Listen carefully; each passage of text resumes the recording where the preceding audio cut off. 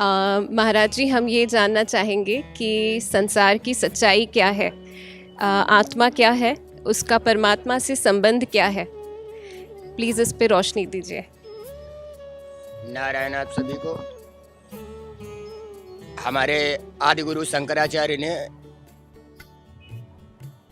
किसी का भी खंडन ना करते हुए अपने मतों को स्थापित किया वेदों के माध्यम से।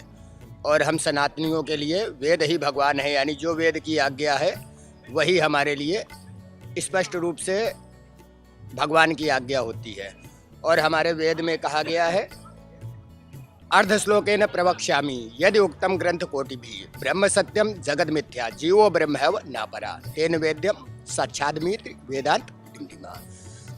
अर्थात जीव और ब्रह्म में किसी प्रकार की हमारे में भिन्नता नहीं दी गई है और जीव और ब्रह्म एक ही हैं। और इस जगत को हम लोगों ने, हमारे शंकराचार्य भगवान ने और हमारे वेद ने झूठ ही बताया है। और हम लोग अष्टांग योग के माध्यम से उसी गुरुकुल पद्धति से आगे बढ़ते हुए चल रहे हैं और उसी पद्धति पर हैं। और ये विखंडन का ही एक स्वरूप है कि आज हम लोग नाना प्रकार से ये जो अलग अलग हो गए हैं, नाना प्रकार के पंथों में हम लोग भ्रमित हो गए हैं। ये सब हमारे मन का भ्रम ही मात्र है। कारण हम लोग किसी वस्तु को जब तक अच्छे से जान ना सकें, समझ ना सकें, तब तक उस पर हम आख्यान नहीं दे सकते।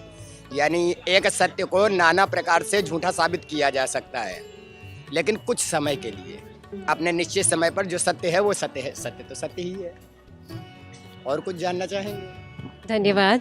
आपने जैसे बताया अष्टांग योग आप उसको करते हैं प्रैक्टिस, तो आपने क्या कभी सुना है, हम ब्रह्मा कुमारीज़ में राजयोग मेडिटेशन का अभ्यास करते हैं, क्या आपने कभी इस बारे में सुना है? अपने विचार बताएंगे? हाँ, अब आपके अनुरूप में मान लीजिए, इससे पूर्व हमारे साथ में एक बार आप लोग मान लीजिए कन्नौज में आए हुए थे, फूलमती में, वहाँ पर मिले थे, तो आपकी एक स्पीच हुई थी।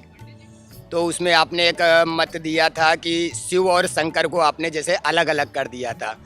तो हमारा कहना है कि जैसे स्त्री है और विवाह के पश्चात वो औरत हो गई तो उसको भिन्न नहीं कहा जा सकता। और हमारे वेदों ने ऐसा ही कह रखा है। यानी हम अलग अलग रूप तो देखते हैं देवों के, ये हमारी श्रद्धा के अनुरूप बने हुए हैं।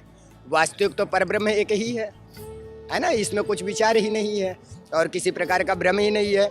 लेकिन अज्ञानतावश हम लोग इसमें भ्रमित हैं।